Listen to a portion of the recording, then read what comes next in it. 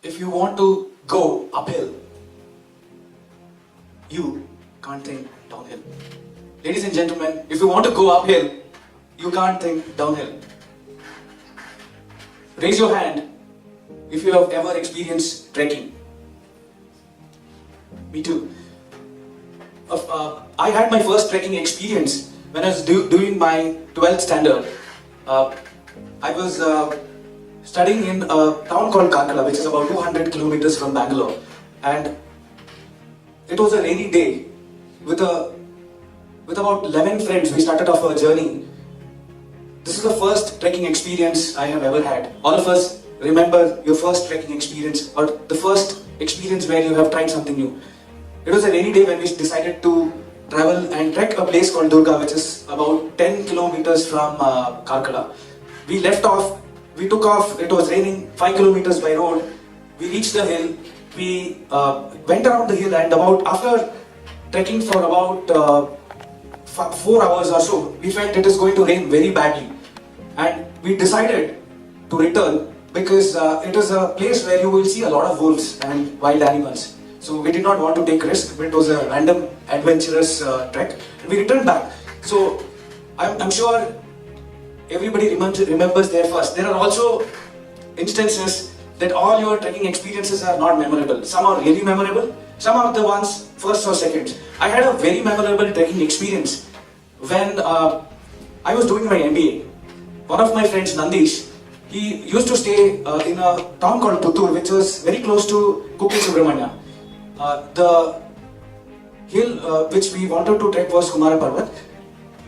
The plan came to our mind a day before while we were doing our MBA, and we decided to start trekking the very next day. We started off from Bangalore on 16th October 2004.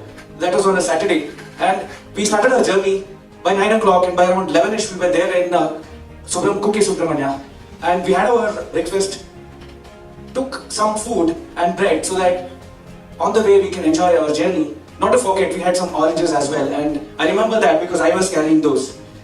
The path to the trek was a pathway where I saw a lot of small stones spread across. We were finding it very difficult to trek because as the trek started getting steeper, we started moving against the gravitational force and we started sweating very profusely. And I decided to take off my shoes because I was feeling my shoes are heavier than me. I was not able to put the next step. And compared to all other guys, I was the one who was feeling very, very tired because I was trekking after a long time. So I decided to put on my slippers. We went on a journey quickly. All of us would take breaks every 10 minutes. And Nandish had told us when we started off the journey that it will take 3 hours time to reach the peak. We trekked for 4 hours and we were still waiting for the sight of the peak, which did not happen. After trekking for half an hour more, we all yelled at Nandish. We said, Nandish, where is the hill? We were waiting. It's already 3 hours. The idea was to trek for 3 hours, halt there and return as soon as possible. We started off the journey at 12:40. By 4 o'clock, we had still not reached the first hill. By 4:30, we reached the first hill and we took a sigh. Okay, this is a view which I'm enjoying. But when we turned back, we saw 2 more hills.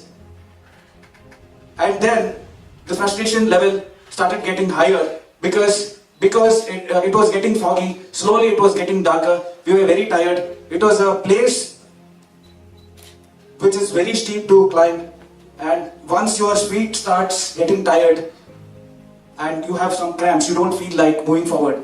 So we had 2 options, either to move ahead or to go back from where we started. Some of them wanted to go back, half of them wanted to move forward. But after some talking and consensus, we decided to march forward. After trekking for 4.5 hours, we decided, after trekking for some time, we reached the 3rd hill and we took some rest there. We saw a hut where we filled water and started our journey. When we looked behind, after we reached the 3rd hill, we looked behind. To our surprise, it was dark. We could only see some lights far behind from the town, a few lights sparkling. We also saw fog filling up. We couldn't see the path from we had come. It was getting a little dark, but fog has completely covered the place. So this was an amazing experience. And so we knew at that point, even if we had taken the decision to go back, it would have been a disaster. From there we moved ahead, we climbed one more hill, and in about 8:30, it was a full moon day, we had to use our torches.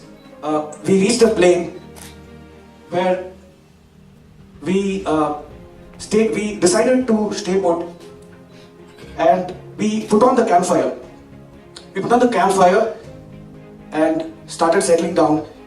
We also decided to crash quickly because we were very, very tired. We opened all that we were carrying were, because of Nandish, we were carrying newspaper for eating food.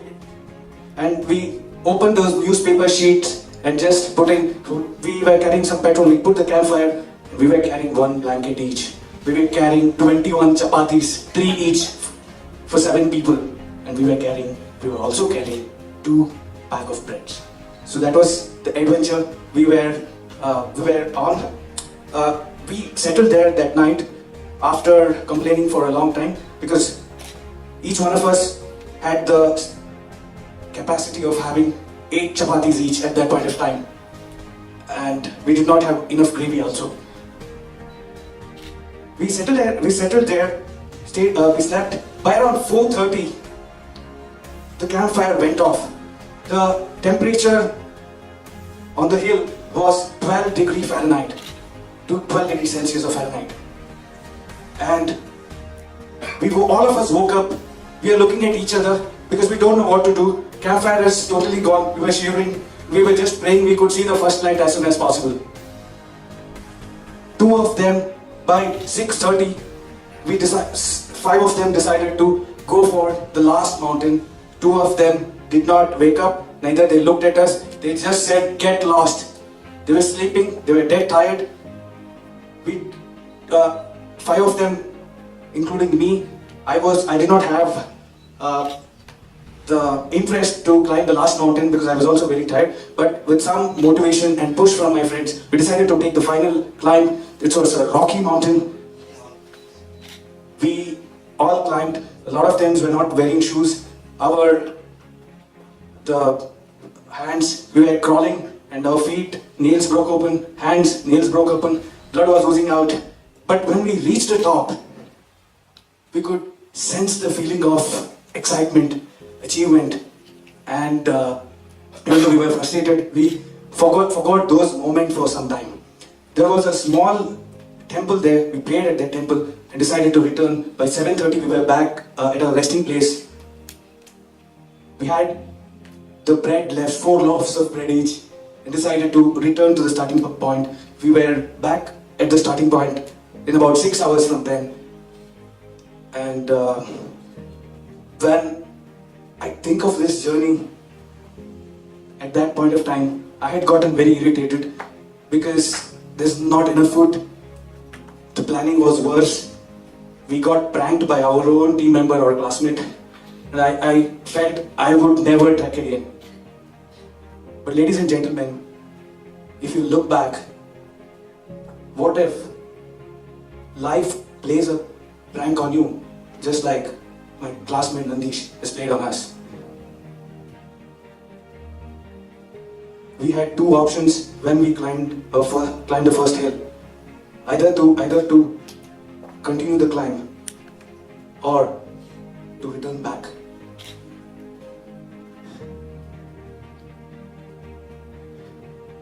What would you do if you were in our situation? The choice is yours. Thank you. Thank you, Nagesh. Thank you. So, how did you connect with the story that to keep going further and not stopping? Like not connect. How do you feel?